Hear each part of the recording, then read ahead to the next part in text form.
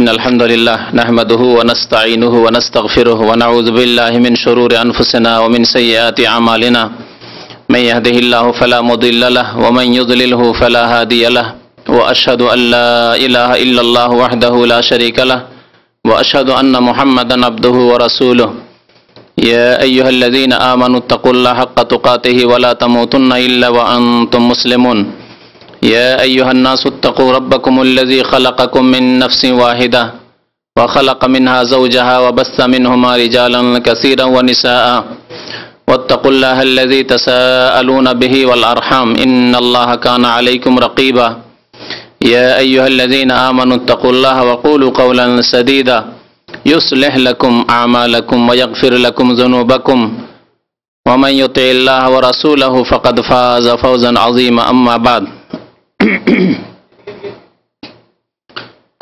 فإن خير الحديث كتاب الله وخير الهدي هدي محمد صلى الله عليه وسلم وشر الأمور محدثاتها وكل محدثة بدعة وكل بدعة ضلالة وكل ضلالة في النار أعوذ بالله من الشيطان الرجيم بسم الله الرحمن الرحيم وإذا مرضت فهو يشفين وقال الله تعالى في موضع آخر وأيوب إذ نادى ربه أني مسني الضر وأنت أرحم الراحمين মহান আল্লাহর সমস্ত প্রশংসা যে আল্লাহ রাব্বুল আলামিন আমাদের সবকিছুর মালিক। তিনি আমাদের জীবনের মালিক, মরণের মালিক, আমাদের সুস্থতার মালিক, আমাদের ব্যাধির মালিক, আমাদের উন্নতির মালিক, আমাদের অবনতির মালিক, সবকিছুর মালিক আল্লাহ পাক রব্বুল আলামিন। তারই সমস্ত প্রশংসা। দরুদ ও সালাম নাজিল হোক প্রিয় নবী মুহাম্মদ রাসূলুল্লাহ সাল্লাল্লাহু আলাইহি সাল্লামের প্রতি, যিনিও একজন মানুষ, তাই তিনি কখনো সুস্থ থাকতেন আবার কখনো অসুস্থ হতেন। আল্লাহুম্মা সাল্লি আলাইহি আল্লাহুম্মা বারিক আলাইহি। আজকে আলোচনা করব আপনাদের সামনে রোগ সম্পর্কে, বা বিশেষ করে রোগীর হক সম্পর্কে। আপনাদের মনে আছে কয়েক সপ্তাহ আগে মুসলিমের অপর মুসলিমের উপর হক সম্পর্কে আলোচনা করা হয়েছিল। সংক্ষেপে আলোচনা করা হয়েছিল 6টি হক নিয়ে। তার মধ্যে বিশেষ করে একটি হক সম্পর্কে, একটি অধিকার সম্পর্কে বিস্তারিত আলোচনা করা হয়েছিল, তা হচ্ছে হাঁচি সম্পর্কে।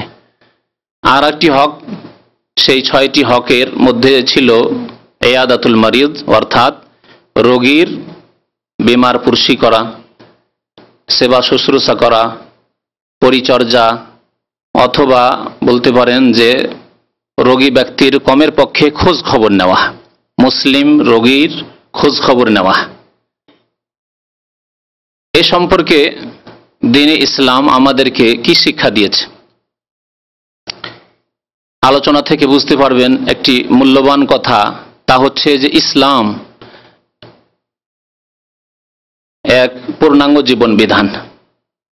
ইসলাম শুধু কয়েকটি কথা বিশ্বাস করার নাম নয়, ইসলাম কয়েকটি ইবাদত বন্দেগী পালন করার নাম নয়, ইসলাম শুধু মসজিদ আর মাদ্রাসার নাম নয়, ইসলাম বিশেষ কয়েকটি শিক্ষার মধ্যে সীমিত নয়। ইসলাম এমন একটি ব্যাপক এবং জীবনের প্রত্যেকটি ক্ষেত্রে দিক নির্দেশনা দানকারী দিন, জীবন বিধান, যাতে আপনি যে কোনো বিষয় সম্পর্কে, যা মানুষের জীবনের সাথে সম্পর্কিত, ব্যক্তি জীবন হোক, পারিবারিক জীবন হোক, সামাজিক জীবন হোক, অর্থনৈতিক জীবন হোক, রাষ্ট্রনীতি হোক, অন্য কোনো ক্ষেত্রেই হোক, জীবনের প্রত্যেকটি ক্ষেত্রে, স্বাস্থ্য শরীরের সাথে সম্পর্ক হোক, আত্মার সাথে সম্পর্ক হোক, জীবনের প্রত্যেকটি ক্ষেত্রে ইসলাম দিক নির্দেশনা দিয়েছে। ছোট ছোট ক্ষুদ্র ক্ষুদ্র মাসলা মাসাইল বিষয় থেকে শুরু করে বড় ধরনের যে কোনো বিষয় নিয়ে নেন, যে কোনো ক্ষেত্রে ইসলাম আলোকপাত করেছে যে আপনাকে আমাকে কেমনভাবে জীবন যাপন করতে হবে। তাই দেখবেন পেশাব পায়খানার আদব কায়দা, নীতিমালা এই ইসলামে শেখানো হয়েছে, যা কোনো ধর্মে নেই। এটি হচ্ছে ইসলাম যে সত্য দিন এবং সারা বিশ্বের মানুষের দিন। ইসলাম যে সত্য আল্লাহ পক্ষ থেকে জীবন বিধান, এবং আল্লাহ পাক রব্বুল আলামিন এই দিনকে কিয়ামত পর্যন্ত কায়েম রাখবেন, এর স্পষ্ট প্রমাণ। আপনি আশ্চর্য হয়ে যাবেন যে একজন রোগী মানুষ, রোগী, তার সম্পর্কেও ইসলাম এই ধরনের কথাবার্তা শিখিয়েছে যা আমরা অনেকে হয়তো করিও না এবং জানাও নেই বা বেখেয়াল। আমরা সামাজিকতার খাতিরে যে সব করে থাকি ততটুকু, কেউ কম করি কেউ বেশি করি, সামাজিকতা আছে এই হিসাবে, কেউ কম করি কেউ বেশি করি, আবার আত্মীয় হলে করি, বন্ধু হলে করি, কারোর সাথে খাতির থাকলে সে আমার জন্য করে তাই আমি তার জন্য করি। এইরকম কিছু কাম রয়েছে রোগী সম্পর্কে, অসুস্থ মুসলিম ভাই সম্পর্কে। কিন্তু একজন মুসলিম ভাই যার সাথে আমার ব্যক্তিগত কোনো সম্পর্ক নেই, মুসলিম হওয়া ছাড়া বন্ধুত্ব নেই, বিশেষ কোনো আত্মীয়তাও নেই, তার জন্য যে কিছু করণীয় আছে এগুলি আমরা করি না। প্রথম কথা, এই রোগ সম্পর্কে বা রোগী সম্পর্কে জানতে হবে যে রোগদাতা আল্লাহ পাক রব্বুল আলামিন। রোগ কোনো মানুষে চাপিয়ে দিতে পারে না আপনার ওপর, রোগ কোন জিন শয়তান ভূত প্রেতে চাপিয়ে দিতে পারে না। যেমন অনেকের ভ্রান্ত ধারণা, কলেরা যদি হয়, বসন্ত হয়, এককালে কলেরা বসন্ত এসব হলে খুব কিস্সা কাহিনী শুনতাম যে জিন শয়তান তাড়াতে হবে গ্রাম থেকে, না হলে কলেরা যাবে না। এই জন্য গ্রামে গ্রামে আজান দিত, শুনেছেন?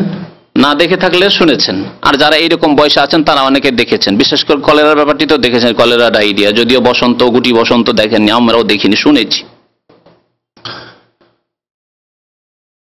তো এটি হচ্ছে ইসলামিক আকিদা, বিশ্বাস, যা ঈমান এবং মুমিন মুসলিম হওয়ার পরিচয়, যে রোগদাতা একমাত্র আল্লাহ পাক রব্বুল আলামিন, কোন শক্তি আপনার রোগকে চাপিয়ে দিতে পারে না। তেমনি ইসলামিক বিশ্বাস, আকিদা, ঈমান হচ্ছে যে আল্লাহ পাক রব্বুল আলামিন যদি কারো ওপর যদি কোনো রোগ দেন, কাউকে যদি অসুস্থ পীড়িত করেন, তাহলে আরোগ্যদাতা পৃথিবীতে আর কোনো শক্তি নেই, না কোনো ওষুধ রয়েছে, না কোনো ডাক্তার রয়েছে, না কোনো বিদ্যা রয়েছে, না কোনো ব্যক্তি রয়েছে, একমাত্র আল্লাহ পাক রব্বুল আলামিন ছাড়া। এই আকিদার শিক্ষা দিয়েছেন ইব্রাহিম খলিলুল্লাহ আলাইহিস সালাতু ওয়াস সালাম তার বাণীতে। সূরা শুআরা আয়াত নম্বর 80-তে তিনি ইব্রাহিম আলাইহিস সালাম সম্পর্কে বেশ কিছু ঘটনাবলী উল্লেখ করা হয়েছে, আল্লাহ পাক রব্বুল উল্লেখ করেছেন। তিনি তার ভাষায় বলছেন, ওয়াইজা মারিদতু ফাহুয়া ইয়াশফিন, তার পৌত্তলিক সমাজকে, তার আত্মীয় স্বজন যারা পুতুলের পূজারী মুশরিক, তাদেরকে সম্বোধন করে তিনি বলছেন যে ওয়াইজা মারিদতু, আমি যখন ব্যাধিগ্রস্ত হয়ে যাই, আমি যখন পীড়িত হয়ে পড়ি, ফাহুয়া ইয়াশফিন, তিনি তো একমাত্র আল্লাহ যিনি আমাকে শিফা, আরোগ্য দান করে থাকেন। ওয়াইজা মারিদতু ফাহুয়া ইয়াশফিন, আল্লাহ পাক রব্বুল আরোগ্য দাতা। সুতরাং যদি আপনার এই ধারণা থাকে যে আমি অসুস্থ হয়েছিলাম, আমার ছেলে অসুস্থ হয়েছিল, আমার স্ত্রী অসুস্থ হয়েছিল, ট্যাবলেট বড়িতে ভালো হয়ে গেছে, ইঞ্জেকশন করে ভালো হয়েছে, ক্যাপসুল অ্যান্টিবায়োটিক দিয়ে ভালো হয়ে গেছে, অথবা তাবিজ গন্ডা দিয়ে ভালো হয়ে গেছে, ঝাড়ফুঁক করাই ভালো হয়ে গেছে, কতগুলি শরীয়তি মাধ্যম আছে, ঠিক আছে, আর কতগুলি বেশরীয়তি ইসলাম বিরোধী মাধ্যম, শিরকি মাধ্যম, পাপের মাধ্যম, আর কতগুলি হচ্ছে জায়েজ বৈধ মাধ্যম, ঠিক আছে, কিন্তু সেই কারণেই আপনি ভালো হয়েছেন। যদি এইরকম ধারণা রাখেন, এগুলি ইসলাম বিরোধী আকিদা, বিশ্বাস। ওয়াইজা মারিদতু, আমি যখন অসুস্থ হই তখন তিনি একমাত্র আল্লাহ যিনি আমাকে আরোগ্য দান করে থাকেন, শিফা দিয়ে থাকেন। আল্লাহ পাক রব্বুল আলামিন এত দয়াবান, এত দয়াবান, এত দয়ালু তিনি, কত যে তাঁর রহমত। নবী করিম সাল্লাল্লাহু আলাইহি সাল্লাম বলেছেন, হাদিসে কুদসিতে রয়েছে যে আল্লাহ পাক ইরশাদ করেছেন, ইন্না রাহমাতি সাবাকাত আলা গাযাবি, নিশ্চয় আমার রহমত, মহান আল্লাহ বলছেন, নিশ্চয় আমার রহমত আমার ক্রোধের ওপর, আমার গজবের ওপর জয়ী হয়ে গেছে। আল্লাহ পাক রব্বুল আলামিন ক্রোধ হয় বান্দা যখন পাপ করে, গুনাহ করে, কিন্তু আল্লাহর রহমত এত বেশি, অশেষ রহমত, যে রহমত আর গজবের দ্বন্দ্বে রহমত জয়ী হয়ে গেছে, পরাজিত করে ফেলেছে তার ক্রোধকে, আল্লাহ পাক রব্বুল আলামিনের গজবকে, রাগকে। আল্লাহ পাক রব্বুল আলামিন কত যে দয়াবান, ইবাদত বান্দেগীর ক্ষেত্রে যখন মানুষ অসুস্থ হয়ে যায়, আল্লাহ কত দয়াবান। রোজা সম্পর্কে, সিয়াম সম্পর্কে আল্লাহ পাক ইরশাদ করেছেন সূরা বাকারায়, ফামান কানা মিনকুম মারিদান আও আলা সাফারিন ফাইদ্দাতুম মিন আইয়ামিন উখর, তোমাদের কেউ যদি পীড়িত হয়ে পড়ে, অসুস্থ হয়ে যায়, অথবা সফরে থাকে, অসুস্থ হয়ে যাওয়া কষ্টের কারণ, সেই অবস্থায় রোজা রাখা বড়ই তোমাদের জন্য মুশকিল হয়ে পড়বে, সফরে তোমাদের জন্য রোজা রাখা কষ্টের কারণ, সুতরাং ফাইদ্দাতু মিন আইয়ামিন উখার, তোমরা অন্য দিনে সেই গণনা পূরণ করে নেবে, রোজা রেখে নেবে। কত দয়াবান নবী করিম সাল্লাল্লাহু আলাইহি ওয়াসাল্লাম বলছেন, আল্লাহর পক্ষ থেকে বিধান, দাঁড়িয়ে নামাজ পড়তে হবে, ফরজ নামাজ দাঁড়িয়ে পড়া ফরজ, না হলে নামাজ কবুল হবে না। কিন্তু অসুস্থ হয়ে গেলে বসে কবুল হবে, অসুস্থ হয়ে গেলে শুয়েও কবুল হবে, এমন অসুস্থ যে না শুয়েও নামাজ পড়তে পারছেন না, চোখের ইশারায় কবুল হবে। আল্লাহু আকবার। এগুলি কি প্রমাণ করে? আল্লাহ পাক রব্বুল আলামিন বান্দার ওপর কত দয়াবান। আল্লাহু আকবার। ওয়া রাহমাতি ওয়াসিআত কুল্লা শাই, আমার রহমত সমস্ত কিছুকে পরিব্যাপ্ত। শুধু মানুষকে আল্লাহ বলেননি, জিনকে আল্লাহ বলেননি, কুল্লা শাই, গাছপালা, কীট পতঙ্গ, পোকা মাকড় সবকে শামিল আল্লাহ পাক রব্বুল রহমত। আল্লাহর রহমত সবকে শামিল না হলে এসব কীট পতঙ্গর রুজি রেজেক তার আহার পেত না, মরে যেত। আল্লাহ তাদের আহারের ব্যবস্থা করেছেন, তাদেরকে আল্লাহ পাক রব্বুল আলামিন আরোগ্যতা দান করে থাকেন, তাদেরকেও বুদ্ধি দিয়েছে এই ক্ষেত্রে যে অসুখ হয়ে গেলে, একটি ছাগল অসুখ হয়ে গেলে, একটি ভেড়া অসুখ হয়ে গেলে তার কি ব্যবস্থা আছে, একটি বিভিন্ন রকম প্রাণী আছে অসুখ হয়ে গেলে বা আহত হয়ে গেলে, তারা অনেক প্রাণী আছে তারা বুঝে কোনখানে কি করতে হয়। আল্লাহ পাক রব্বুল আলামিন রোগীর ওপর বিভিন্ন ক্ষেত্রে দয়া প্রকাশ করেছেন, ইবাদত বন্দেগীর ক্ষেত্রে, যেমন হজের ক্ষেত্রে আল্লাহ পাক রব্বুল আলামিনের বিধান রয়েছে, ফামান কানা মিনকুম মারিজান আও বিহি আযাম মির রাসিহি ফাফিদিয়াতুম মিন সিয়ামিন আও সাদাকাতিন আও নুসুক, ইহরামের অবস্থায় আছেন আর অসুস্থ মানুষ, এই অবস্থায় আপনার ইহরাম বিরোধী কাজ করতে হচ্ছে, ইহরামের অবস্থায় চুল কাটা যাবে না, কিন্তু আপনার চুল কাটতে হচ্ছে, ইহরাম বিরোধী কাজ করতে হচ্ছে, তাহলে তার ফিদিয়া, তার ঘাটতি পূরণ রয়েছে শরীয়তে, আল্লাহ পাক আসান করে দিয়েছে, অসুবিধা নেই। এই অবস্থায় ইহরামের অবস্থায় চুল কেটে নিলে, মাথা মুন্ডন করে নিলে, যেটি হারাম ছিল তোমার জন্য। তো এইভাবে আল্লাহ পাক রব্বুল আলামিন তার রহমতের প্রদর্শন করেছেন, রহমতের কথা উল্লেখ করেছেন। নবী করিম সাল্লাল্লাহু আলাইহি ওয়াসাল্লাম থেকে বারা বিন আযিব রাদিয়াল্লাহু তাআলা বর্ণনা করেছেন যে আমারানা নবী সাল্লাল্লাহু আলাইহি ওয়াসাল্লাম বিসাবিন ওয়া নাহানা আন সাবআ, আমাদেরকে নবী করিম সাল্লাল্লাহু আলাইহি ওয়াসাল্লাম 7টি কাজের আদেশ করেছেন এবং 7টি কাজ থেকে বাধা দিয়েছেন, 7টি কাজের আদেশ করেছেন, নির্দেশ দান করেছেন এবং 7টি কাজ হতে বাধা দান করেছেন, নিষেধ করেছেন যে এই 7টি কাজ করো না। আজকের বিষয়বস্তুর সাথে সম্পর্কিত করণীয় কাজগুলির একটি ফাযাকারা ইআদাতুল মারিজ, তার মধ্যে প্রথমটি যা উল্লেখ করেছেন নবী সাল্লাল্লাহু আলাইহি ওয়াসাল্লাম তা হচ্ছে যে রোগী ব্যক্তির সেবা শুশ্রূষা করা, খোঁজ খবর নেওয়া, রোগী ব্যক্তির খোঁজ খবর নেওয়া, যে অমুক মুসলিম ভাই অসুস্থ হয়েছে, সে কেমন আছে, তার জন্য আমি কতটুকু করতে পারি। প্রত্যেকের দায়িত্ব নিশ্চয়ই সমান নয়, যেই ব্যক্তি অসুস্থ পীড়িত ব্যক্তির নিকট আত্মীয় তার দায়িত্ব আলাদা, যেই ব্যক্তি অসুস্থ ব্যক্তির কাছাকাছি প্রতিবেশী তার দায়িত্ব আলাদা, যেই ব্যক্তি রোগী পীড়িত ব্যক্তির কাছাকাছি বসবাস করে, খোঁজ নিতে পারে সহজেই, তার দায়িত্ব আলাদা। আর যেই ব্যক্তি যত দূরে রয়েছে, দূরের আত্মীয়, দূরের প্রতিবেশী অথবা অন্য কোনো জায়গায় বসবাস করে, যোগাযোগ তার পক্ষে অতটা সহজসাধ্য নয়, তো তাদের দায়িত্ব আলাদা। কিন্তু প্রত্যেকের কিছু না কিছু দায়িত্ব রয়েছে একজন রোগী মুসলিম ভাই সম্পর্কে। ইআদাতুল মারিজ অর্থাৎ রোগীর খোঁজ খবর নেওয়া, রোগীর পরিচর্যা করা, রোগীর খেদমত করা, সেবা যত্ন করা। ওয়াত্তিবাইল জানায়েজ, এবং মুসলিম ভাইয়ের জানাজায় অংশ নেওয়া, জানাজায় যাওয়া, গিয়ে নামাজ পড়া, আর নামাজ পড়ার পরে যদি দাফনেও শরীক হওয়া সম্ভব হয় তাহলে তাতেও শরীক হওয়া, তাতে দ্বিগুণ নেকি পাওয়া যাবে। ওয়া তাশমিতুল আতিস, হাঁচির জবাব দেওয়া, হাঁচি পড়ে তারপরে যদি আলহামদুলিল্লাহ বলে তাহলে রাহমাকাল্লাহ বলে জবাব দেওয়া। ওয়ারাদ্দুস সালাম, সালামের জবাব দেওয়া। ওয়া নাসরিল মাজলুম, এবং নির্যাতিত ব্যক্তির সাহায্য করা, নির্যাতিত ব্যক্তির সাহায্য করতে হবে। একজন লোকের ওপর জুলম অত্যাচার হচ্ছে, যে কোনো রকমের মারধর হচ্ছে, তার টাকা পয়সা বেমানি করে নিচ্ছে অথবা তার জমি দখল করে নিয়েছে, যে কোনো রকমের জুলম অত্যাচার হচ্ছে, তাহলে আপনার আমার পক্ষে যতটুকু ক্ষমতা আছে সেই ক্ষমতার ব্যবহার করে, সৎ ব্যবহার করে এই জুলম অত্যাচারকে দূর করতে হবে। এই ক্ষেত্রেও প্রত্যেক লোকের দায়িত্ব আলাদা আলাদা হইতে পারে। একজন মানুষ, যে ব্যক্তি বল প্রয়োগ করে জুলম অত্যাচার দূর করতে পারবে, সে বল প্রয়োগ করে জুলম অত্যাচার দূর করবে, যার হাতে প্রশাসন রয়েছে, সরকার। দেশের এক নাগরিক আর এক নাগরিকের জুলুম অত্যাচার করছে, সরকার বল প্রয়োগ করবে যে কোনো রকমের। কিন্তু আমি আপনি হয়তো বল প্রয়োগ করতে পারবো না, তবে হয়তো বিশেষ ক্ষেত্রে আপনার ছেলে জুলুম করছে, আপনি বল প্রয়োগ করতে পারবেন। আপনার ছোট ভাই জুলুম করছে, আপনি বল প্রয়োগ করতে পারবেন। কিন্তু আপনার গ্রামের মানুষ জুলুম অত্যাচার করছে একজন মানুষ আরেকজনের উপর, আর আপনার কাছে তেমন কোনো শক্তি নাই, কিন্তু কথা বলে আপনি জুলুম অত্যাচার দূর করতে পারবেন, উপদেশ দিতে পারবেন, আল্লাহর ভয় দেখাতে পারবেন, বা দু চারজন 10 জন একটু শক্তভাবে কঠোর ভূমিকা নেবেন, প্রতিবাদ জানাবেন। শক্তভাবে প্রতিবাদ জানালে ভয় পাবে যে গ্রামের লোক সব বিরোধী হয়ে গেছে, আমার এই জুলুম অত্যাচারের কারণে গ্রামের সবাই আমার বিরোধী হয়ে গেছে, এক ঘরে করে দেবে, ভয় করতে পারে।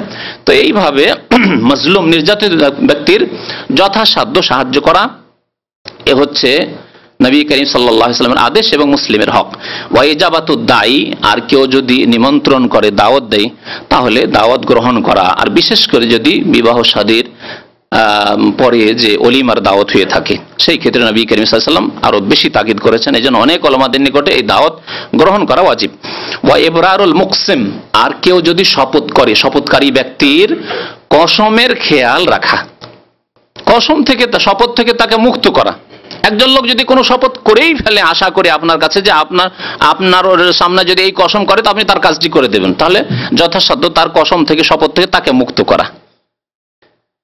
যেমন একজন লোকের সাহায্যের প্রয়োজন, একা বেচারা, সাহায্যের প্রয়োজন, সে আপনাকে বলছে ভাই একটু সাহায্য করতে হবে, আপনি এদিক সেদিক করছেন যে ভাই আমার সময় নাই, খুব ব্যস্ত মানুষ, আপনি আল্লাহর কসম করে বলি ভাই আপনাকে আমার সাহায্য করতেই হবে, এই কাজটি আমার করে দিতেই হবে আপনাকে, আর আপনি করতে পারবেন, যদিও আপনার সময়ের অভাব, তারপরে আপনার বিশ্রামের প্রয়োজন রয়েছে, রাত 12টায় আপনাকে বলছে যে আমাকে বিমানবন্দরে ভাই আমাকে নিয়ে আসতে হবে ওখান থেকে, বা আমাকে দিয়ে আসতে হবে, আপনি যেতেও পারেন নাও যেতে পারেন, আপনার বিশ্রামে ব্যাঘাত ঘটবেই।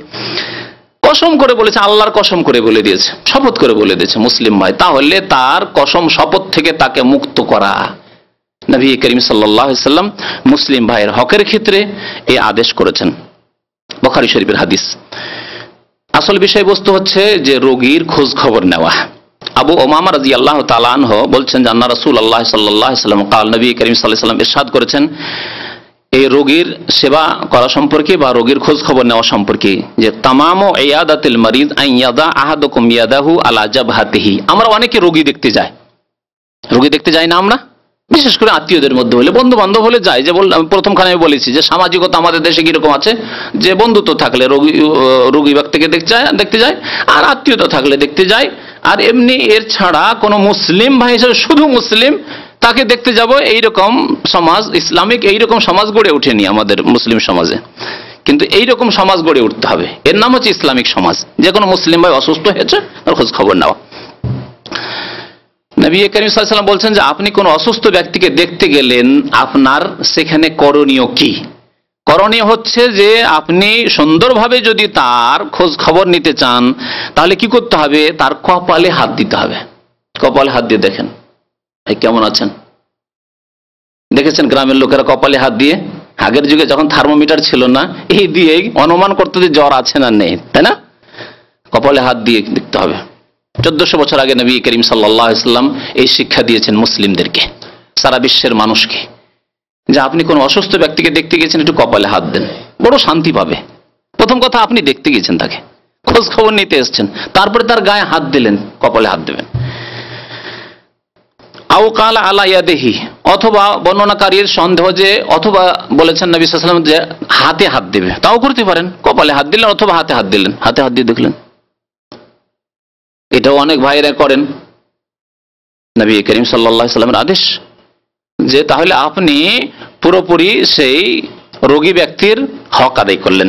ফায়াসআলু, এবং জিজ্ঞাসা করবেন, হাতে হাত দিয়ে, কপালে হাত দিয়ে জিজ্ঞাসা করবেন, কাইফা হুয়া, কেমন আছেন, কেমন আছেন, কেমন লাগছে।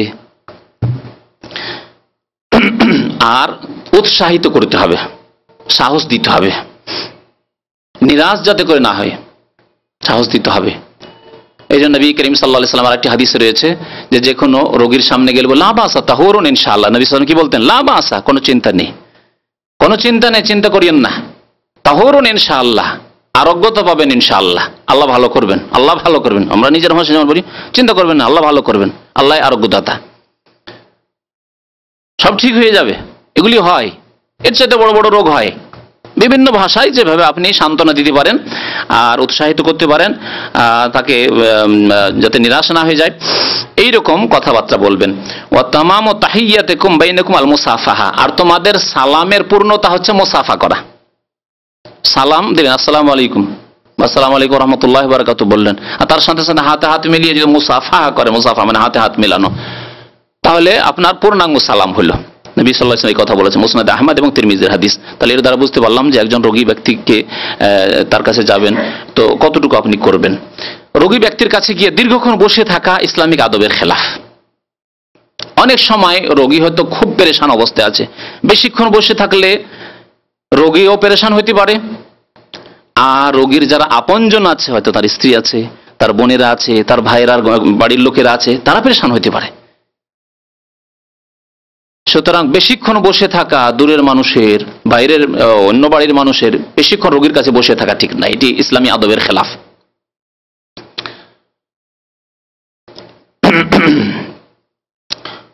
নবী করিম সাল্লাল্লাহু আলাইহি ওয়াসাল্লাম রোগী ব্যক্তির খোঁজ খবর নেওয়ার ফজিলত সম্পর্কে অনেক কথাই বলেছেন, বড়ই ফজিলত রয়েছে।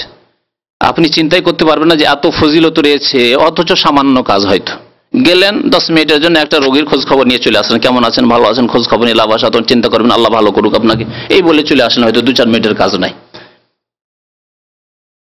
আপনার পাশের রুমে বাস করে, তারপরে হয়তো খোঁজ খবর নেন না, ইসলামিক শরীয়ত না জানার কারণে, এই হাদিস নবী সাল্লাল্লাহু আলাইহি ওয়াসাল্লামের না জানার কারণে বহু ফজিলতের কথা বলেছেন। তার মধ্যে একটি হাদিস মুসলিম শরীফের, সাওবান রাদিয়াল্লাহু তাআলা আন নবী সাল্লাল্লাহু আলাইহি ওয়াসাল্লামের স্বাধীনকৃত গোলাম, তিনি বলছেন যে মান আদা মারিদান, কেউ যদি কোনো রোগী ব্যক্তিকে দেখতে যায়, লাম ইয়াজাল ফি খুরফাতিল জান্নাহ, সেই ব্যক্তি সর্বদা জান্নাতের বাগানে থাকবে। শুধু জান্নাতের বাগানে থাকবে না, সর্বদাই সে জান্নাতের বাগানে থাকবে। আল্লাহ পাক রব্বুল জান্নাতের বাগান দেবেন তাকে। কেলা ইয়া রাসূলুল্লাহ, সাহাবারা জিজ্ঞাসা ইয়া রাসূলুল্লাহ খুরফাতুল জান্নাহ বা খরিফুল জান্নাহ, এই জান্নাতের বাগান কি? এই শব্দটি একটু ভারী শব্দ, অনেক শব্দ আছে না বাংলায়, কিন্তু আপনি বুঝেন না হয়তো। এমন সংস্কৃত মাখা শব্দ অথবা ফার্সি মাখা শব্দ, পুরনো শব্দ, যে শব্দ ব্যবহার হয় না, বাচ্চা দামামা, মাদরে আমামা, শির উঁচু করে মুসলিম, হ্যাঁ, ডিকশনারি খুলে খুলে খুঁজতে হবে, তাই না? তরিটা তটে নিয়ে এসো, অনেক লোককে ডিকশনারি খুঁজতে হবে, তরিটা তটে নিয়ে এসো কি, সহজ ভাষায় বললে খুব বুঝবেন। হ্যাঁ, তো আরবি ভাষা সাহাবায়ে কেরাম অনেক কথাই নবী করিম সাল্লাল্লাহু আলাইহি ওয়াসাল্লাম বলতেন আরবি ভাষায়, কিন্তু সাহাবারা বুঝতে পারতেন না যে খুরফাতুল জান্নাহ বা খরিফুল জান্নাহ মানে কি হলো। নবী সাল্লাল্লাহু আলাইহি ওয়াসাল্লাম বলেন জানাহা, খুরফাতুল জান্নাহ হচ্ছে জান্নাতের ফলমূল, সব সময় জান্নাতের ফলের বাগানে থাকবে। মুসলিম শরীফের হাদিস। আবু হুরায়রা রাদিয়াল্লাহু তাআলা আনহু আরো বলছেন এর ফজিলত, তিরমিজি ইবনে মাজার হাদিস, মান আদা মারিজান, কোন ব্যক্তি যদি কোন পীড়িত ব্যক্তির খোঁজ খবর নিতে যায়, তার সাথে সাক্ষাৎ করতে যায়, আও যারা আখাল্লাহু, অথবা তার ধর্মীয় ভাই, দ্বীনি ভাই, মুসলিম ভাইয়ের জিয়ারত করে, তার সাথে সাক্ষাৎ করে, শুধু এই উদ্দেশ্যে যে আমার মুসলিম ভাই, তার সাথে দেখা সাক্ষাৎ করে আসে, একটু সালাম দোয়া করে আসে, নাদাহু মুনাদিন, আকাশ থেকে আল্লাহর পক্ষ থেকে এক ফেরেশতা ডাক দেন। নাদাহু মুনাদিন, আকাশ থেকে ফেরেশতা ডাক দেন, আনতিবতা, তুমি খুব ভালো কাজ করেছো, তুমি খুব ভালো কাজ করেছো। ওয়াতাবা মামশাকা, আর আজকে তোমার এই যে রাস্তা হেঁটে এই রোগীর কাছে যাওয়া অথবা মুসলিম ভাইয়ের খোঁজ খবর নিতে যাওয়া, তার সাথে সাক্ষাৎ করতে যাওয়া তোমার জন্য খুব বরকতপূর্ণ হয়েছে, ভাগ্যবান তুমি। ওয়াতাবাওয়াতা মিনাল জান্নাতি মানজিলা, এবং তুমি জান্নাতে একটি ঘর, স্থান তৈরি করে নিয়েছো। সুবহানাল্লাহ। ওয়াতাবাওয়াতা মিনাল জান্নাতি মানজিলান, জান্নাতে তুমি তোমার মঞ্জিল, সুবহানাল্লাহ, ঘর তৈরি করে নিয়েছো তোমার। তিরমিজির হাদিস, ইবনে মাজার হাদিস। কত ফজিলত, অথচ সামান্য সময় লাগালেন একজন অসুস্থ ব্যক্তিকে দেখতে গিয়ে, হাসপাতালে চলে গেলেন। আমাদের তো অভ্যাস নেই, হাসপাতালে আরো অনেক মুসলিম ভাইদেরকে আমি জানি যে তার আত্মীয় স্বজন নেই, হাসপাতালে এমনি যায়, বিকেলবেলা যায়, যে এই সময় ভিজিটের সময় আছে, যায়, এটা চক্কর দিয়ে সালাম আলাইকুম, ভালো আছেন, লাভ আসা তো ইনশাআল্লাহ, 2-4টি দোয়া, নবী সাল্লাল্লাহু আলাইহি ওয়াসাল্লামের দোয়া বলে চলে আসলো। আচ্ছা, এতে রোগীর তো ফায়দা আছে, তার মন হালকা হবে, সে ভাবে যেন আমারও লোকজন আছে, মুসলিম ভাইয়েরা আমার দরদি আছে, তারা খোঁজ নিচ্ছে, তো হবে। কিন্তু আপনার ফায়দার মধ্যে একটা হচ্ছে পরলৌকিক ফায়দা, যা দেখতে পেলেন। আরো হাদিস বেশ কিছু বর্ণনা করবো যে তাতে ফায়দা রয়েছে আপনার পরলৌকিক ফায়দা, আখিরাতে আপনি অনেক কিছু আল্লাহ পাক রব্বুল আলামিনের কাছে মহাপুরস্কার হিসাবে পাবেন। কিন্তু দুনিয়ার ফায়দা, বলতে পারেন কেউ? এই প্রশ্নের উত্তর, দুনিয়ার ফায়দা একজন মানুষ, সুস্থ মানুষ অসুস্থ ব্যক্তিকে যদি দেখতে যায় তাহলে কি ফায়দা হতে পারে? হ্যাঁ, আল্লাহর শুকরিয়া আদায় করবে, আল্লাহর কোন নিয়ামতকে, ক্ষুদ্র থেকে ক্ষুদ্র নিয়ামতকে তুচ্ছ মনে করবে না। পকেটে এক পয়সা নেই, চাকরি নেই, লাখ লাখ টাকা খরচ করে এসছেন, তবুও সুস্থ আছেন আপনি। যখন দেখবেন গিয়ে হাসপাতালে যে একজন লোক, ভালো স্যালারিওয়ালা লোক, 10,000 রিয়াল মাসে বেতন পায়, আর হাসপাতালে পড়ে আছে সে কিডনির রোগী, তার ক্যান্সার, তার এই অসুখ সেই অসুখ, তার হাত ভাঙা পা ভাঙা, তার কি কত রকমের অসুখ, যখন দেখবেন বলে আলহামদুলিল্লাহ। ঘরে খেতে নেই, পকেটে পয়সা নেই, কিচ্ছু নেই, একেবারে গরিব মানুষ, 300 টাকা বেতন, তারপর আলহামদুলিল্লাহ বলবেন না? আলহামদুলিল্লাহ। এই জন্য নবী করিম সাল্লাল্লাহু আলাইহি সাল্লাম নিম্ন শ্রেণীর মানুষের দিকে দেখতে বলেছে, ওপর দিকে না, আপার ক্লাসের দিকে দেখবেন না, যে কে মন্ত্রী হয়ে গেল, কে মিনিস্টার হয়ে গেল, ওরে বাবা ও তো আমার সঙ্গী সাথী ছিল, এই তো রাস্তা রাস্তায় ঘুরে বেড়াচ্ছিল, এমপি হয়ে গেল, তা আমি কি করলাম? কোন একটা দল ধরি, যেই দলে ধরে তাড়াতাড়ি করে এমপি হইতে পারি, ওইসব চিন্তা করবেন না। নিচের দিকে দেখেন, আল্লাহ শুকরিয়া আদায় করতে পারবে। নাযারা আহাদুকুম ইলা মান ফুযিলা আলাইহি ফালইয়ানজুর ইলা মান হুয়া আসফালা মিনহু, তিরমিজি শরীফের হাদিস, যে কোন ব্যক্তি যদি দেখে, হঠাৎ করে নজর চলে যায়, চারি বাবা ইঞ্জিনিয়ার সাহেব বেতন 10,000, আর আমি কি করলাম রে, ওই 500-700 টাকা বেতন, কতদিন কি করব, এরা তো বড় লোক হয়ে যাচ্ছে, আর আমি কিছুই না। যদি এইরকম দেখেন, ভাই একই সাথে একই পড়াশোনা করে এসছি, একই সাথে একই ফ্ল্যাটে এসছি, এত টাকা ইনকাম করে নিল, বিদ্যা বুদ্ধি দিয়ে ভালো ভালো চাকরি পেয়ে গেল, এই করলো সেগুলো, আর আমি কোন রকমের বাড়ির খরচটা জোটাতে পারছি না, এইরকম যদি মনে হয়, বা স্বাস্থ্যগত দিক দিয়ে, যে কোনো দিক দিয়ে যদি নিজেকে মনে হয় যে আমি তুচ্ছ হয়ে আছি, আমাকে কেউ সমাজে চেনে না, আর এই ব্যক্তি এত খ্যাতি হাসিল করলো, ফালইয়ানজুর ইলা মান হুয়া আসফালা মিনহু, তাহলে তোমার থেকে নিম্ন শ্রেণীর যেই লোকেরা, তোমার নিচে যারা আছে তাদেরকে দেখবে, তাহলে কি হবে? ফাইন্নাহু আজদারু আল্লাহ তাজদারু নি'মাতাল্লাহি আলাইকুম, তাহলে তোমার আল্লাহর নিয়ামতকে তোমরা হাকির তুচ্ছ মনে করবে না। আল্লাহর নিয়ামত, যে সুস্থতা, একে বিরাট নিয়ামত মনে করবে, আলহামদুলিল্লাহ সুস্থ আছে। আরে লেবার যদি 12 ঘন্টা মেহনত করি তবু আমার অসুবিধা নেই, 12 ঘন্টা মেহনত করবো, রাত্রে ঘুমাবো, আবার সকালে মেহনত করবো, দিন মজুর করে খাচ্ছি, তাও ভালো আছে, হাসপাতালে তো পড়ে নেই। আর এত বড় পয়সাওয়ালা ডাক্তার ইঞ্জিনিয়ার হাসপাতালে পড়ে আছে, কোন শান্তিতে আছে? তাহলে দেখলেন ফায়দা, রোগীকে দেখতে যাওয়ার ফায়দা, পার্থিব ফায়দা, আখেরাতের ফায়দা শুনলেন। আরো হাদিস রয়েছে, তা শোনাবো আপনাকে। আর নবী সাল্লাল্লাহু আলাইহি সাল্লামের আদেশ পালন করলেন আপনি, রোগীর তো ফায়দা আছে। আবু হুরায়রা রাদিয়াল্লাহু তাআলা একটি বড় হাদিস বর্ণনা করেছেন রোগী সম্পর্কে এবং রোগীকে দেখতে যাওয়া সম্পর্কে। কিয়ামতের দিনে আল্লাহ পাক রব্বুল আলামিন বান্দাদেরকে, আদম সন্তানকে সম্বোধন করে বলবেন, ক্বালা রাসূলুল্লাহ সাল্লাল্লাহু আলাইহি ওয়াসাল্লাম ইন্নাল্লাহ আযজা ওয়া জাল্লা ইয়াকুলু ইয়াউমাল কিয়ামাতি, কিয়ামতের দিনে আল্লাহ পাক রব্বুল আলামিন মানুষকে সম্বোধন করে বলবেন, জি আবনা আদম, হে আদম সন্তান, আমাদের সবাইকে বলবেন, আপনাকে বলবেন, আমাকেও বলবেন, ইয়া ইবনা আদম, হে আদম সন্তান, মারিযতু ফালাম তাউদনি, আমি তো অসুস্থ হয়েছিলাম, আমাকে দেখতে আসনি। আল্লাহু আকবার। আল্লাহ বলবেন যে মারিজ তো, আমি অসুস্থ হয়েছিলাম, পীড়িত হয়েছিলাম, তুমি আমাকে দেখতে কেন আসনি? অবাক হয়ে যাবে বান্দারা, মানুষ অবাক হয়ে যাবে, যে কেমন কথা হইলো, আল্লাহ পাক বলছেন আমি অসুস্থ হয়েছিলাম, তোমরা দেখতে আসনি। কালা ইয়া রাব্বি, তখন বান্দা বলবে, হে রব, হে আল্লাহ, কাইফা আউদুকা ওয়া আনতা রাব্বুল আলামিন, তুমি অসুস্থই বা কখন হলে, আর তোমাকে কেমন করি বা আমরা দেখতে আসবো তোমার অসুস্থতার অবস্থায়? ওয়া আনতা রাব্বুল আলামিন, তুমি বিশ্বজাহানের রব, তুমি 7 আকাশের মালিক, তুমি আরশের মালিক, কুরসির মালিক, তোমাকে কেমন করে দেখতে আসবো আল্লাহ? ওয়া আনতা রাব্বুল আলামিন। অবাক হয়ে জিজ্ঞাসা করবেন তারা, কালা আমা আলেমতা, তুমি এই কথাটি জানতে না? দিন সম্পর্কে তোমার জ্ঞান ছিল না? নবী করিম সাল্লাল্লাহু আলাইহি সাল্লামের এই হাদিস সম্পর্কে জ্ঞান ছিল না, যে আন্না আবদি ফুলানান মারিজা, আমার অমুক বান্দা অসুস্থ হয়েছে, আর সেই অসুস্থ ব্যক্তিকে দেখতে গেলে আমাকে পেতে, আমার সন্তুষ্টি পেতে, তাহলে আমার জিয়ারত করা হতো, আমার সাথে সাক্ষাৎ করা হতো। ইন্না আবদি ফুলানান মারিজা, তুমি তো জানতে যে তোমার গ্রামের অমুক ব্যক্তি, তুমি যে মহল্লায় থাকতে সেই মহল্লার অমুক ব্যক্তি, তোমার বংশে তোমার আত্মীয় অমুক ব্যক্তি, বা আপনার আত্মীয় হোক আর নাই হোক মুসলিম ব্যক্তি, আন্না আবদি ফুলান, আমার অমুক বান্দা অসুস্থ হয়েছিল, ফালাম তাউদহু, কিন্তু তার খোঁজ খবর পেয়েও তুমি তাকে দেখতে যাওনি, তারপরে তার সেবা শুশ্রূষা তো করোনি, তার দেখাশোনাও করোনি।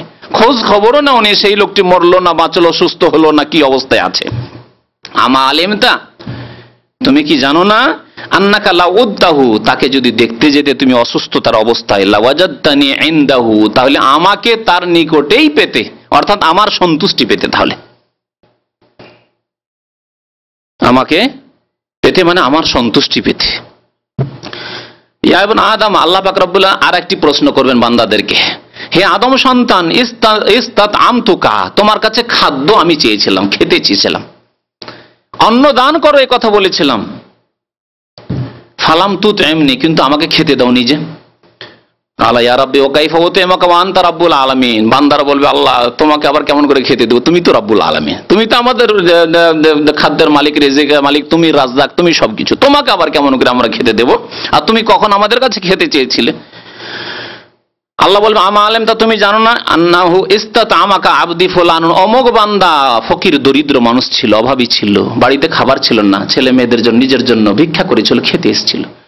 অথবা ভিক্ষা, অনেকেই লজ্জায় ভিক্ষা করেনি, কিন্তু অভাবী ছিল, তুমি জানতে যে ওর বাড়িতে খাবারের ব্যবস্থা নেই, আর তুমি তো পেট পুরে খুব খেতে, তার কোনোদিন খোঁজ নাওনি, খাবার দাওনি, ফালাম তুতইমহু, খাবার দাওনি। আমা আলেমতা, তুমি জানো না, তাকে যদি খাবার দিতে তো লাওয়াজাদতা যালিকা ইনদি, তাহলে তার পারিতোষিক, তার পুরস্কার, তার নেকি আমার কাছে পেতে। লাওয়াজাদতা যালিকা ইনদি, তাহলে তা আমার কাছে পেতে। আরো আল্লাহ বলবেন ইয়া ইবনা আদম, হে আদম সন্তান, ইস্তাসকাইতুকা ফালাম তাসকিনি, আমি তোমার কাছে পানি চেয়েছিলাম যে আমাকে পানি দাও, তুমি আমাকে পানি পান করাওনি। কালা ইয়া রাব্বি ওয়া কাইফা আসকিকা ওয়া আনতা রাব্বুল আলামিন, আল্লাহ তোমাকে পানি কেমন করে পান করাবো, তুমি তো রব্বুল আলামিন। কালা ইস্তাসকাকা আবদি ফুলানুন, আমার অমুক বান্দা তোমার কাছে পানি চেয়েছিল। এটা অনেক সময় আপনার কাছে অল্প পানি আছে রাস্তাঘাটে, আর আপনার কাছে পানি চেয়ে নিল, আপনি চিন্তা করলেন যে আমি এই পানি দিয়ে দিলে আমার অভাব হয়ে যাবে, দিলেন না আপনি। এরকম সংকীর্ণতা কিছু মানুষের, ওমরা সফরে আছেন, হজের সফরে, হজের মাঠে, মেনা আরাফাতে এরকম দেখেছি, একজন পানির জন্য ত্রাহি ত্রাহি করছে, হয়তো পানি না দিয়ে 10 মিনিটের মধ্যে মরে যেতে পারে। আপনার কাছে পানি আছে, 2 ঘন্টা আপনি থাকতে পারবেন এই পানি ছাড়া, হয়তো 1 লিটারও পানি নেই, দিয়ে দিলে ভাবছেন যে পানি পায় কি না পায়। এক যুগ ছিল এরকম 10 বছর আগে, এখন তো খুব অপরন্ত পানি, যেখানে সেখানে পানি বিলি হচ্ছে, কিন্তু পানি পাওয়া যেত না। ভাবছেন পানি দিয়ে দেবো, আমার কি হবে, না, আল্লাহর উপর তাওয়াক্কুল করেন, চেয়েছে দিয়ে দেন। হতে পারে আপনি 2 ঘন্টা বাঁচতে পারবেন পানি ছাড়া, এই লোকটি 10 মিনিট আর বাঁচতে পারবে না। কাল কিয়ামতে আল্লাহ পাক রব্বুল আলামিন জিজ্ঞাসা করবেন যে পানি দাওনি কেন, তাকে যদি পানি দিতে তাহলে তার পারিতোষিক, তার পুরস্কার আমার কাছে আজকে পেতে। মুসলিম শরীফের হাদিস। সুতরাং অসুস্থ ব্যক্তির খোঁজ খবর নিতে হবে। অসুস্থ ব্যক্তি সম্পর্কে আরেকটি আদব শিখিয়েছেন, নীতিমালা শিখিয়েছেন নবী করিম সাল্লাল্লাহু আলাইহি ওয়াসাল্লাম। অসুস্থ ব্যক্তির পরিবারের লোকদেরকে, কোনো রোগীকে জবরদস্তি করে পানাহার করাইতে হবে না, তার রুচিসম্মত খাবার দিতে হবে। অনেকে আমরা দেখি যে কয়েকদিন থেকে খাবার খাচ্ছে না, তখন ছেলেদেরকে শাসানি দিয়ে, ধমক দিয়ে, জবরদস্তি করে যা ইচ্ছা তাই খাওয়াবেন। মাছ খেতে চায় না মাছ খাওয়াবেন জবরদস্তি, গোশত খেতে চায় না জবরদস্তি গোশত খাওয়াবেন, হ্যাঁ, ফল খেতে চায় না, রুচি হয় না তার, জবরদস্তি তাকে খাওয়াবেন না। নবী করিম সাল্লাল্লাহু আলাইহি ওয়াসাল্লাম তিরমিজির হাদিস নিষেধ করেছেন।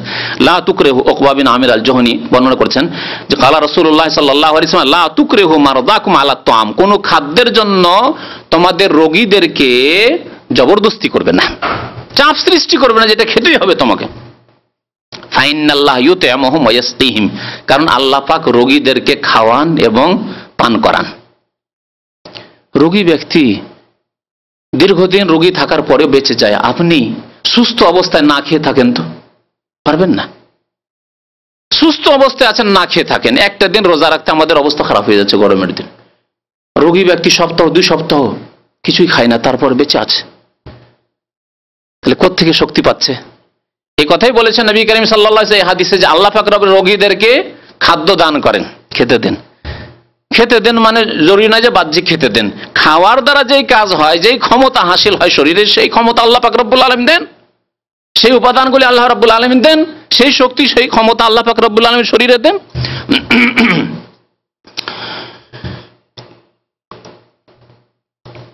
অসুস্থ ব্যক্তি সম্পর্কে দোয়া। প্রথম কথা, অসুস্থ ব্যক্তি নিজে কি দোয়া করবে এটি আমাদের শেখা প্রয়োজন, কারণ আমরা প্রত্যেকে অসুস্থ হই। অনেক ভাই জানেন না যে আমি অসুস্থ হলে কি দোয়া করব। বাংলা ভাষায় বলতে পারেন যে আল্লাহ আমাকে ভালো করে দাও, তো বলতে পারবেন, তাই না? কিন্তু নবী করিম সাল্লাল্লাহু আলাইহি সাল্লামের দোয়া জানা আছে, আল্লাহ পাকের দোয়া, কোরআনে কারীমের দোয়া আল্লাহ পাক শিখিয়েছেন কোরআনে কারীমে। আইয়ুব আলাইহিস সালাম কখন দোয়া করেছেন, সেই দোয়া আল্লাহ পাক রব্বুল কোরআনে উল্লেখ করেছেন এই উম্মতে মুসলিমাকে শিক্ষা দেওয়ার জন্য। সেই দোয়া মুখস্থ আছে, আল্লাহ পাক রব্বুল সূরা আম্বিয়ায় এই দোয়া উল্লেখ করেছেন আয়াত নম্বর 83-তে। ওয়া আইয়ুবা ইয নাদা রাব্বাহু আন্নী মাসসানিয়াদ দুর ওয়া আনতা আরহামুর রাহিমিন। আল্লাহ পাক বলছেন আইয়ুব আলাইহিস সালামের ঘটনা তো তোমরা স্মরণ করো। ইয নাদা রাব্বাহু, যখন তার রবকে আল্লাহ পাককে তিনি স্মরণ করলেন, আর ডাকলেন, আহ্বান করলেন, কি বলে? এই দোয়া বলে, আন্নী মাসসানিয়াদ দুর ওয়া আনতা আরহামুর রাহিমিন।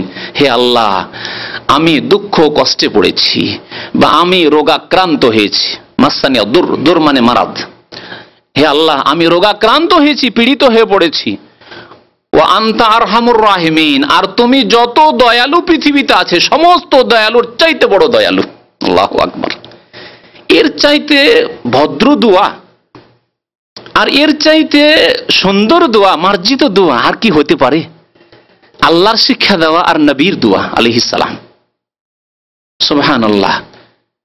সরাসরি কথা নয় যে আল্লাহ তুমি ভালো করো না কেন, অভিযোগ হয়ে যাবে। আল্লাহ, কত লোক সুস্থ আছে, আল্লাহ এতদিন ধরে আমি অসুস্থ আছি, অভিযোগ, কমপ্লেন না। এই কথাও বলছেন না আল্লাহ তুমি ভালো করে দাও, এই কথাও বলছেন না। বলছেন আন্নী মাসসানিয়াদ দুর, হে আল্লাহ আমি রোগাক্রান্ত হয়ে গেছি, আল্লাহ আমি অসুস্থ হয়ে পড়েছি। আন্নী মাসসানিয়াদ দুর ওয়া আনতা আরহামুর রাহিমিন, আল্লাহ তোমার চাইতে বড় দয়ালু আর কেউ নেই।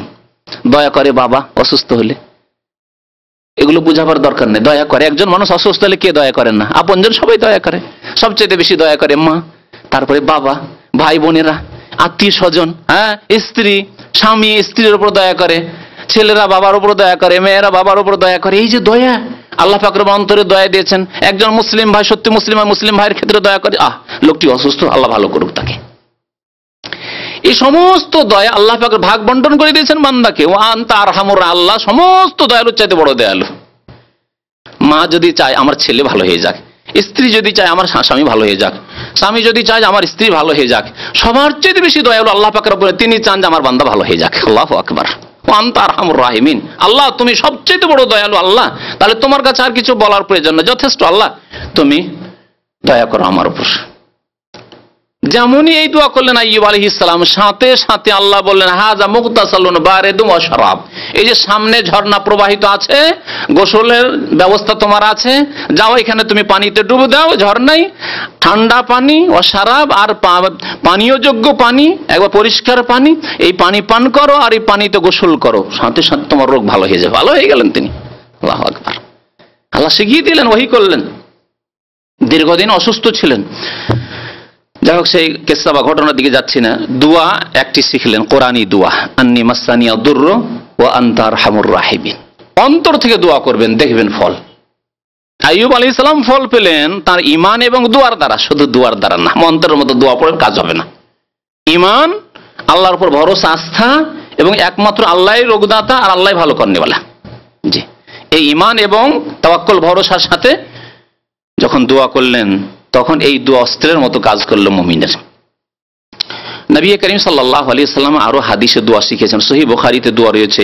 মা আয়েশা রাদিয়াল্লাহু তাআলা আনহা বর্ণনা করেছেন, আন্না রাসূলুল্লাহ সাল্লাল্লাহু আলাইহি ওয়াসাল্লাম কানা ইযা আতা মারিদান, নবী করিম সাল্লাল্লাহু আলাইহি ওয়াসাল্লাম যখন কোনো অসুস্থ ব্যক্তির কাছে আসতেন দেখার জন্য, সাক্ষাতের জন্য, আও উতিয়া বিহি, অথবা অসুস্থ ব্যক্তিকে নিয়ে আসা হয়তো, অনেক সময় নবী সাল্লাল্লাহু আলাইহি ওয়াসাল্লাম সাইয়্যিদুল মুরসালিন, তিনি যেতেন। এটাই তো আপনি চিন্তা করতে পারেন না যে এইরকম একজন পর্যায়ের মানুষ সাধারণ মানুষের সাক্ষাতে, অসুস্থ ব্যক্তির সাক্ষাতে যাবেন, আমাদের সমাজে পাওয়া যাবে এরকম একজন এমপি? গ্রামের লোক অসুস্থ হয়েছে, যাবে? হ্যাঁ যাবে, ওই টিভি ক্যামেরা নিয়ে যাবে। বিশেষ ক্ষেত্রে এখন একটি ঘটনা এরকম হয়েছে যেখানে প্রচার মাধ্যমগুলি আছে, সব দেখাবে, সেখানে যাবে হয়তো।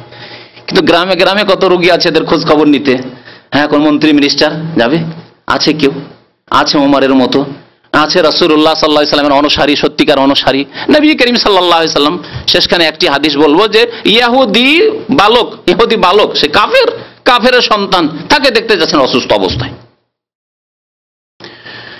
তো নবী করিম সাল্লাল্লাহু আলাইহি ওয়াসাল্লাম যখন কোনো রোগী ব্যক্তিকে দেখতে যেতেন, অথবা কোনো রোগীকে নিয়ে আসা হতো, রোগীর পরিবারের লোকের আল্লাহ রাসূল কাছে নিয়ে যায়, একটু দোয়া চেয়ে নেব, তখন তিনি দোয়া করতেন, আযহিবিল বাস রাব্বান নাস ইশফা আনতা শাফি লা শিফা ইল্লা শিফাউকা শিফা লা ইউগাদিরু সাকামা, দোয়া করতেন। তাহলে এই দোয়া যেই ব্যক্তি রোগী সেও করতে পারে, অসুস্থ ব্যক্তিও করতে পারে। আর যারা রোগীর আশেপাশে রয়েছে বা রোগীর জন্য দোয়া করছে অন্য মুসলিমরা, তারাও দোয়া করতে পারে, সবার জন্য এই দোয়া কিন্তু। কারণ এই দোয়ার অর্থ হচ্ছে আযহিবিল বাস, আল্লাহ ব্যাধিকে তুমি দূর করো। বাস মানে ব্যাধি, মারাদ, ব্যাধিকে তুমি দূর করো। রব্বান নাস, হে মানুষ সকলের রব। কুল আউযু বিরাব্বিন নাস, আল্লাহ পাক মানুষ সকলের রব, প্রতিপালক, পালন কর্তা। আযহিবিল বাস রব্বান নাস, ইশফা, আল্লাহ তুমি আরোগ্যতা দান করো। আনতাস শাফি, তুমি আরোগ্য দানকারী। লা শিফা ইল্লা শিফাউকা, তোমার আরোগ্যতা ছাড়া, তোমার এলাজ ছাড়া, তোমার শিফা আরোগ্যতা ছাড়া আর কোনো আরোগ্যতা নেই। নেই ট্যাবলেট বড়িতে, নেই ক্যাপসুলে, নেই ইনজেকশনে, নেই ডাক্তারে, নেই কোনো চিকিৎসায়। লা শিফা ইল্লা শিফাউকা, তোমার আরোগ্যতা ছাড়া আর কোনো আরোগ্যতা নেই। আল্লাহ পাকের ফয়সালা যখন হবে তখনই আরোগ্যতা লাভ করবে। শেফা আন, এমন আরোগ্যতা তুমি দান করো, লা ইউগাদিরু সাকামা, তারপরে যাতে করে কোনো ব্যাধি না থেকে যায়, একেবারে পূর্ণরূপে ব্যাধি মুক্ত হয়ে যায় এই ব্যক্তি। লা শেফা ইল্লা শেফাউকা, শেফা আন লা ইউগাদিরু সাকামা। এই দোয়া অসুস্থ ব্যক্তিও পড়বেন, অসুস্থ ব্যক্তির আপনজনরা মুসলিম ভাইরাও তার জন্য পড়বেন। নবী করিম সাল্লাল্লাহু আলাইহি ওয়াসাল্লাম এই দোয়া শিখিয়েছেন, বুখারী শরীফের হাদিস। আর একটি দোয়া শিখায়, তিনটি দোয়া আপনাদেরকে আজকে শেখাবো। আব্দুল্লাহ বিন আব্বাস রাদিয়াল্লাহু তাআলা আনহু বর্ণনা করেছেন, নবী করিম সাল্লাল্লাহু আলাইহি ওয়াসাল্লাম ইরশাদ করেছেন, মান আদা মারিজান, কোন ব্যক্তি যদি কোন রোগী ব্যক্তিকে দেখতে যায়, লাম ইয়াহজুর আজালুহু, আর তার মৃত্যুর মুহূর্ত ঘনিয়ে না এসে থাকে, তার মৃত্যুর সময় এখনো আসেনি, সময় আছে তার। কেন মৃত্যুর সময় যদি চলে আসে তাহলে দোয়া করে তাকে উদ্ধার করতে পারবেন না, সে মরবে, সুস্থ হয়ে গেলেও মরবে। কিন্তু তার যদি মৃত্যু লেখা না থাকে সে অসুস্থতায়, তাহলে অবশ্যই সে ভালো হবে। নবী করিম সাল্লাল্লাহু আলাইহি ওয়াসাল্লাম বলেছেন এই হাদিসে, এই দোয়া পড়তে হবে। ফাকালা ইনদাহু সাবআ মিরাদিন, 7 বার করে এই দোয়া পড়তে হবে। কবার করে? 7 বার করে তার মাথার কাছে গিয়ে এই দোয়া পড়তে হবে। আসআলুল্লাহাল আযীম রব্বাল আরশিল আযীম আন ইয়াশফিয়াকা। আপনি যদি দোয়া করেন অন্যের জন্য, আন ইয়াশফিয়াকা বলবেন। নিজের জন্য যদি দোয়া করেন, নিজেই নিজের জন্য করতে পারেন এই দোয়া। আসআলুল্লাহাল আযীম রব্বাল আরশিল আযীম আন ইয়াশফিয়ানি, আমাকে। আসআলুল্লাহাল আযীম, মহান আল্লাহর কাছে আমি কামনা করি, আসআলু ভিক্ষা করি। রব্বাল আরশিল আযীম, যিনি মহান আরশের অধিপতি, মালিক। মহান আল্লাহর কাছে দোয়া করি যিনি মহান আরশের মালিক, তার কাছে দোয়া করি কি, আন ইয়াশফিয়াকা, আল্লাহ যেন তোমাকে আরোগ্যতা দান করেন। 7 বার করে। এই যে আরশে আজিমের, আল্লাহ পাক রব্বুল আলামিনের আরশে আজিম রয়েছে, এই গুণ, তারপর আল্লাহর নাম হচ্ছে আজিম, এই ইসমে আজম, মহান আল্লাহর নামগুলি বলে আল্লাহর কাছে যে দোয়া করলেন, 7 বার করে যদি দোয়া করা যায়, ইল্লা আফাহুল্লাহু মিন যালিকার মারাদ, আল্লাহ পাক রব্বুল আলামিন তাকে সেই ব্যাধি থেকে অবশ্যই আরোগ্যতা দান করবেন। নবী করিম সাল্লাল্লাহু আলাইহি ওয়াসাল্লাম ইরশাদ করেছেন। এই দোয়া মুখস্থ আছে? মুখস্থ আছে? করতে হবে মুখস্থ। আসআলুল্লাহাল আযীম রব্বাল আরশিল আযীম আন ইয়াশফিয়াক, মুখস্থ করতে হবে। আবু দাউদের হাদিস। আর একটি ফজিলতের হাদিস শুনে, আবু বকর সিদ্দিক রাদিয়াল্লাহু তাআলা আনহুর হাদিস। আবু হুরায়রা রাদিয়াল্লাহু তাআলা আনহু বর্ণনা করেছেন, আবু বকর রাদিয়াল্লাহু তাআলা সম্পর্কে এই হাদিস রয়েছে। একদিন নবী সাল্লাল্লাহু আলাইহি ওয়াসাল্লাম জিজ্ঞাসা করতেন, সকালবেলা জিজ্ঞাসা করলেন, মান আসবাহ মিনকুমুল ইয়াওমা সাইমান, আজকে তোমাদের কে রোজা রেখেছে? কে রোজা রেখেছে আজকে? কেউ বলছেন, আবু বকর রাদিয়াল্লাহু তাআলা চট করে জবাব দিচ্ছেন, আনা ইয়া রাসূলুল্লাহ, আমি আজকে রোজার নিয়ত করেছি, রোজা রেখেছি, নফল রোজা, রমজান মাস নয়, হ্যাঁ নফল রোজা রেখেছি। কালা ফামান তাবিয়া মিনকুমুল ইয়াওমা জানাজা, আজকে কে জানাজায় অংশ নিয়েছে? আজকে কে জানাজায় হাজির হয়েছে? সবাই চুপ রয়েছেন। কালা আবু বকর রাদিয়াল্লাহু আনহু, আবু বকর রাদিয়াল্লাহু তাআলা বলছেন, আনা, আমি আজকে এক জানাজায় হাজির হয়েছি। আল্লাহু আকবার। কাল নবী সাল্লাল্লাহু আলাইহি ওয়াসাল্লাম জিজ্ঞাসা, 3 নম্বর প্রশ্ন, ফামান আতিয়া আমাল ইয়াওমা মিনকুম মিসকিনান, আজকে তোমাদের মধ্যে কে কোন মিসকিনকে অন্ন দান করেছে, খাবার দিয়েছে? গরিব দরিদ্রকে কে খাওয়িয়েছে? কাল আবু বকর রাদিয়াল্লাহু আনহু, আবু বকর রাদিয়াল্লাহু বলেন, আনা ইয়া রাসূলুল্লাহ, হে আল্লাহর রাসূল, আজকে এক মিসকিনকে আমি খাবার দিয়েছি। 4 নম্বরে প্রশ্ন করে, ফামান আদা মিনকুমুল ইয়াওমা মারিদান, আজকে তোমাদের মধ্যে কে রয়েছে যেই ব্যক্তি কোন রোগী ব্যক্তিকে দেখে এসেছে, তার খোঁজ খবর নিয়ে এসেছে যে সে মুসলিম ভাই অসুস্থ হয়েছে, কেমন আছে?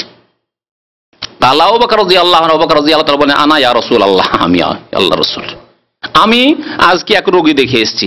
ফাকালা রাসূলুল্লাহ, কয়টি কথা হলো? 4টি না? আবু বকর রাদিয়াল্লাহু তাআলা আনহু সম্পর্কে নবী সাল্লাল্লাহু আলাইহি ওয়াসাল্লাম বলেন, মাজতামানা ফি ইমরিন ইল্লা দাখালাল জান্নাহ, রাওয়াহু মুসলিম, মুসলিম শরীফের হাদিস। এই 4টি গুণ যদি কোনো ব্যক্তির মধ্যে পাওয়া যায়, সেই ব্যক্তি অবশ্যই জান্নাতে দাখিল হবে। মাজতামানা ফি উমরি ইমরিইন, এই চারটি গুণ যদি একসাথে, বিশেষ করে কারণ একসাথে বলা হয়েছে, একসাথে যদি একদিনে পাওয়া যায়, যে একদিনে আপনি কি করতে পেরেছেন, নফল রোজা রেখেছেন। রোজা অবস্থায় তো বিছানা থেকে নড়েন না, ওই রোজা রেখেছে মানে সারাদিন ঘুমাইতে হবে। আজকালকার যারা অলস লোকদের রোজা, যাদের কাজকর্ম হালকা, রোজা মানে কি আসর পর্যন্ত ঘুমাইতে হবে, আর আসর পর বসে যেতে হবে দস্তরখানে বিবি নিয়ে আসতে তৈরি করে। হ্যাঁ, ছুটির দিনে রোজা এইরকমই, যাদের ডিউটি নেই, ঘুম দিয়ে সারাদিন রোজা রাখা। অনেক লোকের খোঁজ খবর এইরকমই আছে। আল্লাহু আকবার। মহিলারা যারা কাজকর্ম করে না তাদের রোজা এইরকমেরই। আজকাল শহর বাজারে যারা বাস করে তাদের রোজার খবর এইরকমই আমার কাছে আছে।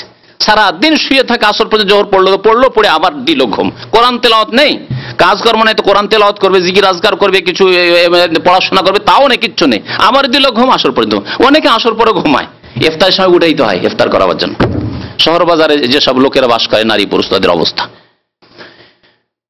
রোজা রাখা আর কি, হ্যাঁ আর কি, জানাজায় শরীক হওয়া, আর কি রোজার অবস্থায় জানাজার শরীক। এখান থেকে 9-10 যদি জানাজে যেত, আরে এত দূর যাবো রোজার অবস্থায়, রোজা লেগে যাবে, মানে হ্যাঁ খিদা লেগে যাবে, পিপাসা লেগে যাবে, এই চিন্তা। তারপরে 3 নম্বর, মিসকিনকে খাবার দেওয়া। সারাদিন আমরা রোজায় আছি, তোমার কোথেকে খাবার দেবো? রোজার দিনে তো সন্ধ্যাবেলা আমাদের খাবার হবে, সকালবেলা আবার কোথেকে খাবার দেবো? খাবার দেওয়ার কোনো ব্যবস্থা করলেন না, এই তো রোজায় আছি, এই বাহানা একটা পেয়ে গেলেন, তো অজুহাত তো হলো। 4 নম্বর হচ্ছে হ্যাঁ, রোগীকে দেখতে যাও। আবার নিজেই রোজায় ও রোগীর মতো হয়ে গেছে, আবার রোগী দেখতে যাবো কোথায়? হ্যাঁ, এই 4টি গুণ যদি একসাথে পাওয়া যায়, ইল্লা দাখালাল জান্নাহ, সেই ব্যক্তি অবশ্যই জান্নাতে যাবে। আল্লাহু আকবার। তাহলে এই ভালো গুণগুলো আমাদের মধ্যে সৃষ্টি করতে হবে। আরেকটি ফজিলত আলী রাদিয়াল্লাহু তাআলা আনহুর হাদিস রয়েছে, তিনি বর্ণনা করছেন যে মা মিন রাজুলিন ইয়াউদু মারিজান, কোন ব্যক্তি যদি কোন রোগী ব্যক্তিকে দেখতে যায় সন্ধ্যাবেলা, ইল্লা খারাজা মাহু সাবউন আলফা মালাক, তার সাথে 70,000 ফেরেশতা বেরিয়ে পড়েন। আল্লাহু আকবার।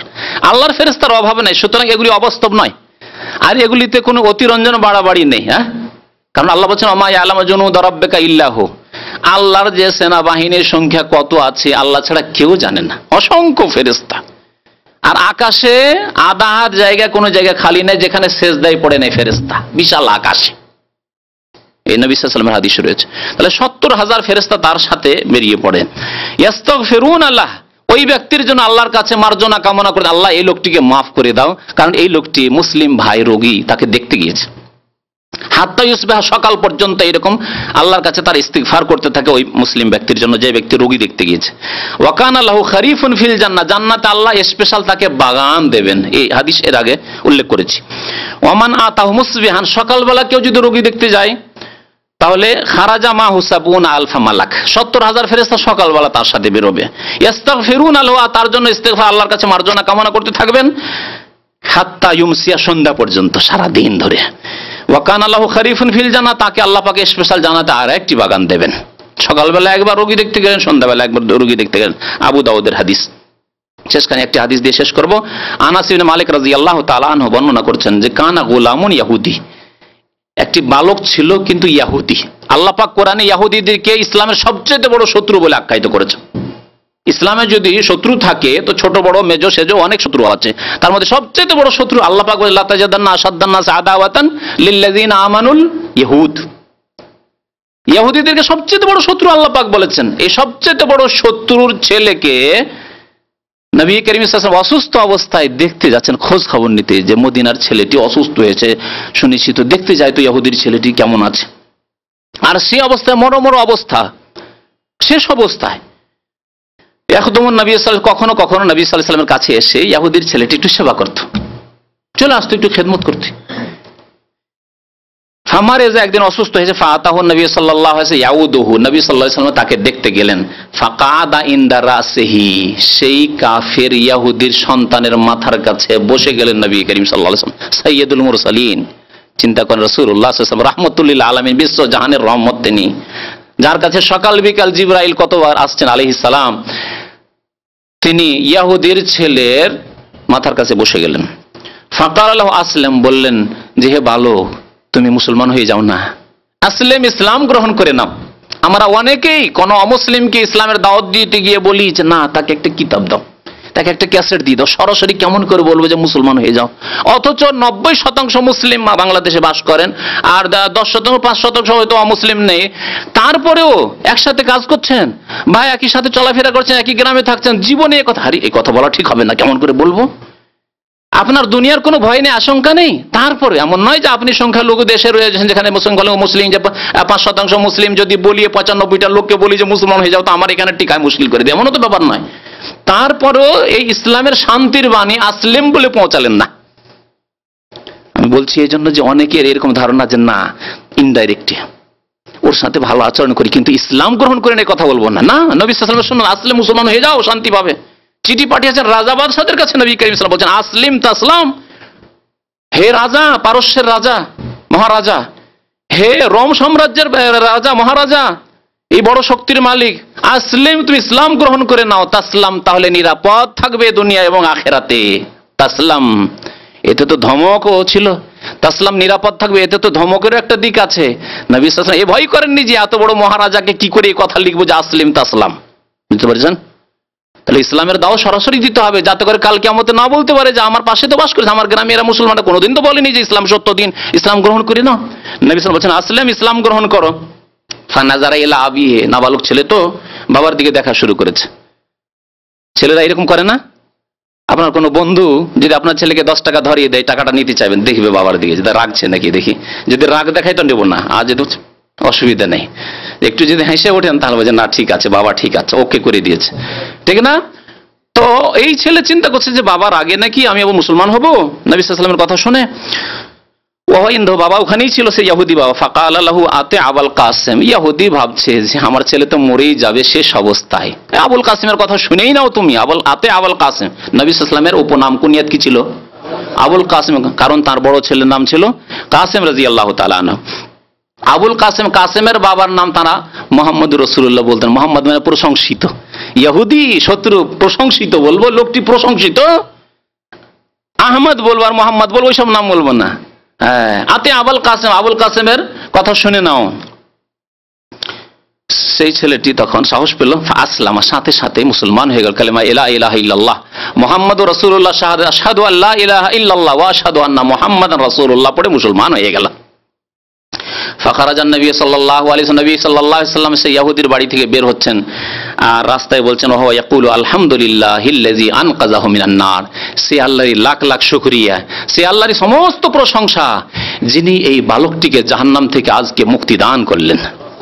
এক্ষুনি যদি কালেমা লা ইলাহা ইল্লাল্লাহ না পড়তো তাহলে জাহান্নামে চলে যেত, তারপরে ছেলেটি মারাও গেছিল, বুখারী শরীফের হাদিস। তাহলে আমাদের আচরণ কেমন হওয়া উচিত? যদি নবী সাল্লাল্লাহু আলাইহি ওয়াসাল্লাম কাফের অমুসলিম রোগীকে দেখতে যান, তাহলে মুসলিম সম্পর্কে আমাদের কতটুকু তৎপর হওয়া উচিত, মুসলিমের খোঁজ খবর নিতে হবে।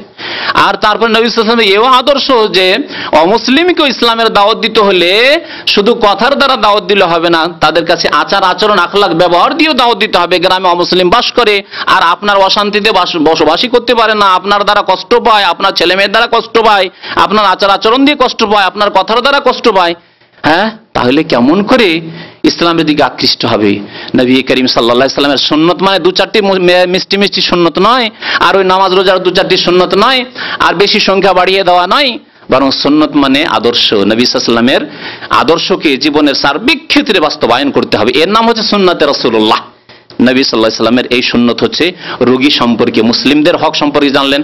এমনকি অমুসলিমও যদি অসুস্থ হয় তাহলে সেখানে গিয়ে ইসলামের দাওয়াত পৌঁছাবার চেষ্টা করতে হবে, কারণ রোগের অবস্থায় অন্তর তার নরম হয়ে আছে, তার বাবার আত্মীয় স্বজন নরম হয়ে আছে, সেই সময় একটা ভালো আচরণ যদি আপনার কাছ থেকে পায়, কি ভাববে জানেন? হিন্দুরা দেখতে আসে না, আরে হিন্দু আমার স্বজাতি আছে তারা আমাদের দেখতে আসে না, খোঁজ খবর নিতে আসে না। আর মুসলিম, তাদের সাথে আমাদের কোনো আত্মীয়তা নেই, বিবাহ শাদী নেই, কিচ্ছু নেই, কোন রক্তের যোগাযোগ নেই, ধর্মের যোগাযোগ নেই, কোনো যোগাযোগ নেই, তারপরে দেখতে এসছে, আরে 10 টাকা দিতে এসছে, কেমন আছো ভালো আছো এই কথা বলতে এসেছে। না, ইসলাম সত্য ধর্ম, মুসলমান হবে না? হবে না, অবশ্যই মুসলমান হবে। জি, আল্লাহ পাক রব্বুল আলামিন যেন আমাদেরকে নেক আমলের তৌফিক দান করেন, মুসলিম ভাইদের হক আদায় করার তৌফিক দান করেন, এমনকি অমুসলিমদের যেসব হক অধিকার আমাদের রয়েছে আল্লাহ পাক যেন আমাদেরকে সেসব আদায় করার তৌফিক দান করেন। আমিন। সাল্লাল্লাহু আলা নবিয়িনা মুহাম্মদ ওয়া আলা আলিহি ওয়া সাহবিহি আজমাইন।